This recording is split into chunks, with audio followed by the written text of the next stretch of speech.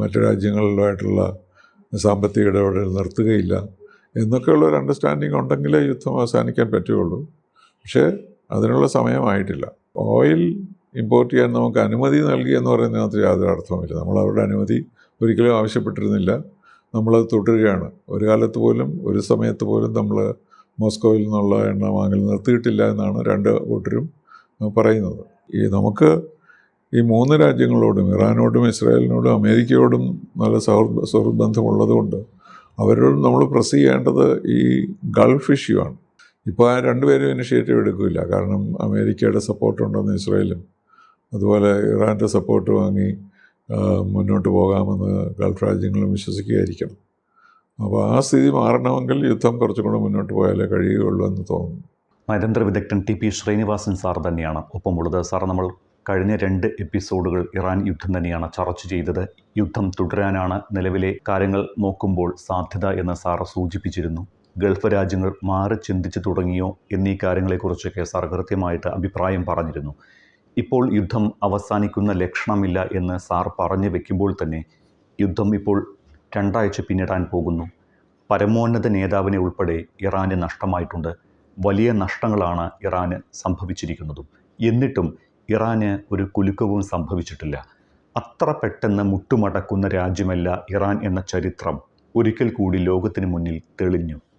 തീർച്ചയായിട്ടും അവർ എത്ര വർഷം നേരം യുദ്ധം ചെയ്യാനുള്ള കഴിവ് അവർക്കുണ്ടെന്നുള്ളത് തെളിഞ്ഞിട്ടുള്ളതാണല്ലോ. ഇറാൻ-ഇറാഖ് യുദ്ധം എത്രയോ വർഷമാണ് തുടങ്ങിയിരുന്നത്. അതുപോലെ ഇസ്രായേലുമായിട്ട് എല്ലാവരും കോപ്പറേറ്റ് ചെയ്യുമ്പോഴും ഇറാൻ അതിന് തയ്യാറായിട്ടില്ല. അപ്പോൾ അതുകൊണ്ട് അവരുടെ ഐഡിയോളജിക്കലി നോക്കുമ്പോൾ അവർ ഇസ്രായേലിനെതിരായിട്ട് തന്നെ കണ്ടിന്യൂ ചെയ്യുന്ന യുദ്ധം ചെയ്യുന്ന തരത്തിലുള്ള ഒരു ഗവൺമെൻറ് മാത്രമേ അവിടെ അധികാരത്തിൽ വരാൻ കഴിയുള്ളൂ. ഇപ്പോൾ രണ്ടാമത് വന്ന ഖൊമൈനിയുടെ മകനെ തന്നെ അവർ ആക്രമിച്ചു എന്നും അദ്ദേഹം ആശുപത്രിയിലാണെന്നും വാർത്തകളുണ്ട്. അപ്പോൾ അതൊരു ഒരു ശുഭാപ്തി വിശ്വാസത്തിനുള്ള ഒരു കാരണവും ഇതുവരെ തെളിഞ്ഞിട്ടില്ല. അത് വരും എന്ന് നമ്മൾ പ്രതീക്ഷിക്കാൻ മാത്രമേ നമുക്ക് കഴിയുള്ളൂ. ഇറാന് വലിയ നാശനഷ്ടങ്ങൾ ഉണ്ടായിട്ടുണ്ട് എങ്കിലും അതോടൊപ്പം തന്നെ ഇസ്രായേലിലും അതേപോലെ സംഭവിച്ചിട്ടുണ്ട്. അമേരിക്കയുടെ സേനാ താവളങ്ങൾക്ക് നേരെയും ആക്രമണങ്ങൾ ഉണ്ടായിട്ടുണ്ട്. ഇത് യുദ്ധം അവസാനിപ്പിക്കുന്നതിലേക്ക് കാര്യങ്ങൾ എത്തിക്കുമോ? ഇതുവരെ എത്തിയിട്ടില്ല. പക്ഷേ അതിനുള്ള സാധ്യതകളുണ്ട്. രണ്ടു വശത്തിനും ആ വിചാരം വരുമ്പോഴാണല്ലോ ഒരു യുദ്ധവിരാമത്തിന് വരിക. ഇപ്പോൾ ആ രണ്ടുപേരും ഇനിഷ്യേറ്റീവ് എടുക്കില്ല. കാരണം അമേരിക്കയുടെ സപ്പോർട്ടുണ്ടെന്ന് ഇസ്രായേലും അതുപോലെ ഇറാൻ്റെ സപ്പോർട്ട് വാങ്ങി മുന്നോട്ട് പോകാമെന്ന് ഗൾഫ് രാജ്യങ്ങളും വിശ്വസിക്കുകയായിരിക്കണം. അപ്പോൾ ആ സ്ഥിതി മാറണമെങ്കിൽ യുദ്ധം കുറച്ചും കൂടെ മുന്നോട്ട് പോയാലേ കഴിയുകയുള്ളൂ എന്ന് തോന്നുന്നു. പക്ഷേ എന്തും സംഭവിക്കാം. പ്രസിഡന്റ് ട്രംപ് വിശേഷിച്ചും ഓരോ ദിവസവും അദ്ദേഹം പുതിയ ഓരോ കാര്യങ്ങളാണല്ലോ പറയുന്നത്. അപ്പോൾ അതുകൊണ്ടത് വിശ്വസിക്കാനൊക്കെ ഇല്ല. എന്നാലും ഒരു സമയമാകുമ്പോൾ, പക്ഷേ അമേരിക്കയിലെ ജനങ്ങൾ അധികം എതിർക്കുന്നില്ല എന്നുള്ളതാണ് ഒരു പ്രത്യേകത. അത് അമേരിക്കൻ സിസ്റ്റത്തിൻ്റെ പ്രത്യേകമാണ്. ഒരു പ്രസിഡൻറ്റിനെ ഇലക്ട് കഴിഞ്ഞാൽ പിന്നെ അദ്ദേഹത്തിന് വിട്ടുകൊടുക്കുക, ഏറ്റവും വലിയ സീരിയസ് കേസിൽ അദ്ദേഹത്തിന് ഇംപീച്ച് ചെയ്യാമെന്നുള്ളതല്ലാതെ ജന അഭിപ്രായങ്ങൾ ഫോഴ്സ് ചെയ്യുന്ന ഒരു സിറ്റുവേഷൻ അമേരിക്കയിലില്ല. മറ്റു കാര്യങ്ങളിലൊക്കെ ഉണ്ട്. പക്ഷേ ഈ സ്വന്തം സെക്യൂരിറ്റി വരുമ്പോൾ മറ്റു രാജ്യങ്ങളോട് ചേർന്ന് നിൽക്കുന്നതിനേക്കാളും യുദ്ധം ചെയ്യണമെന്നുള്ള ഒരു ആഗ്രഹമാണ് എപ്പോഴും ഇസ്രായേലിനുമുള്ളത്, ഇറാനും ഉള്ളത്. സാർ, നമ്മൾ കഴിഞ്ഞ എപ്പിസോഡിൽ ഗൾഫ് രാജ്യങ്ങളുടെ കാര്യം ചർച്ച ചെയ്തിരുന്നു.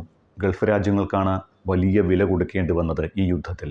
വളരെ നാശനഷ്ടങ്ങളുണ്ടായി. അപ്പോൾ ഗൾഫ് രാജ്യങ്ങൾ ഇസ്രായേലിനെ ഇനി ശത്രുപക്ഷത്താക്കുമോ? അങ്ങനെ ഒരു സാധ്യത കൂടി നോക്കേണ്ടതുണ്ടോ? അതൊന്നും പറയാറായിട്ടില്ല.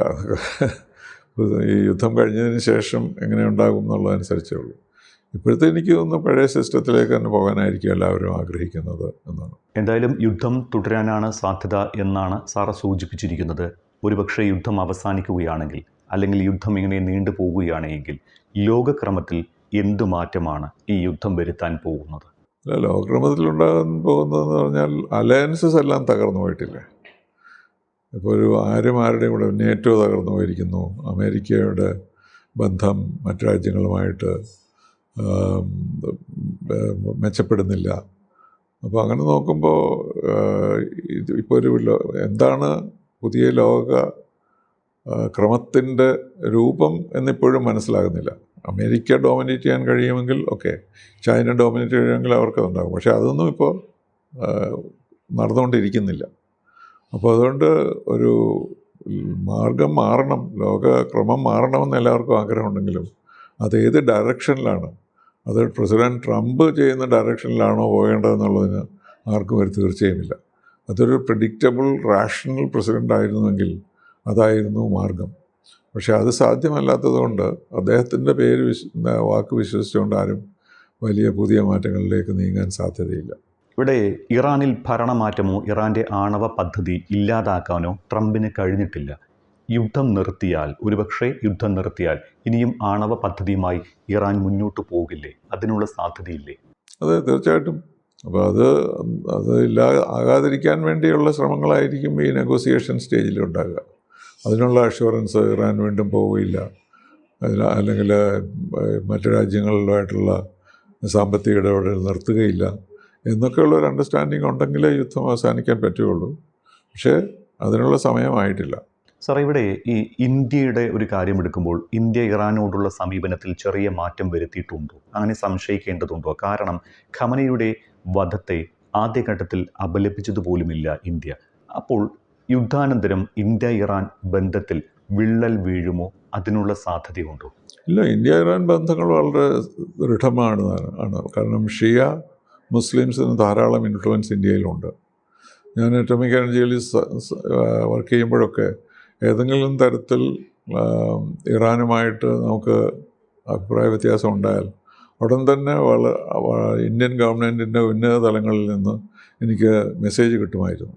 കാരണം അത്ര ഒരു ഇൻഫ്ലുവൻസ് ഷിയാസിന് ഇന്ത്യയിലുണ്ട്. അപ്പോൾ അതുകൊണ്ട് നമ്മൾ ഇറാനുമായിട്ടുള്ള ബന്ധത്തിൽ വലിയ മാറ്റം വരാൻ സാധ്യതയില്ല.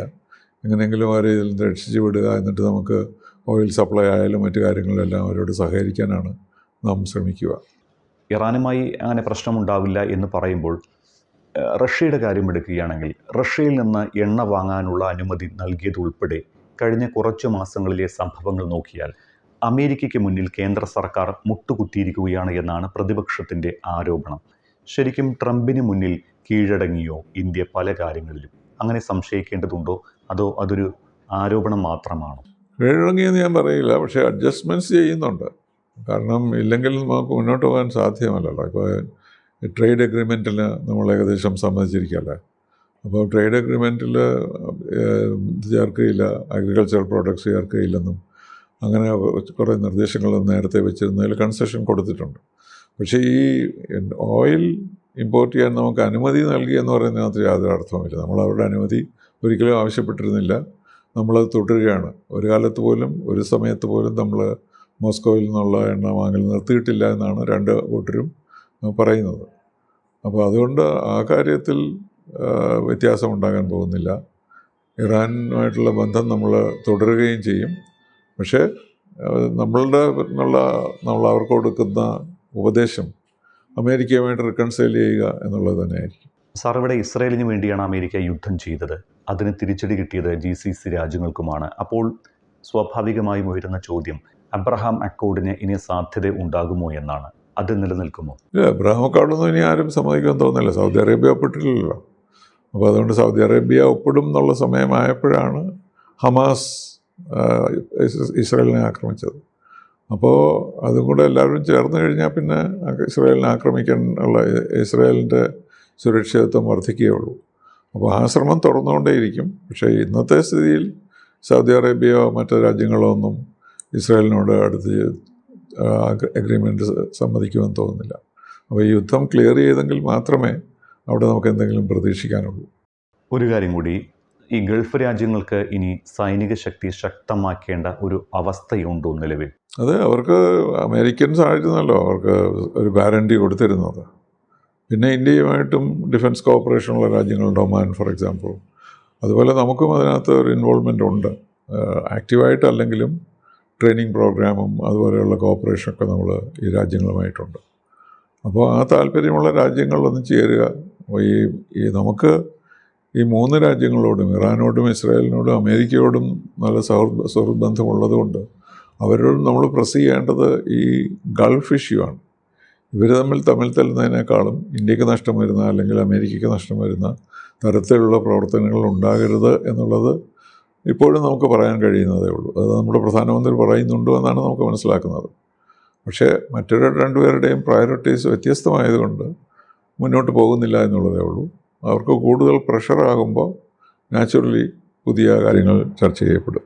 വളരെയധികം നന്ദി സാർ, ഇത്ര നേരം ഇറാൻ അമേരിക്ക ഇസ്രായേൽ യുദ്ധവുമായി ബന്ധപ്പെട്ട പലതരത്തിലുള്ള കാര്യങ്ങൾ പറഞ്ഞതിന്.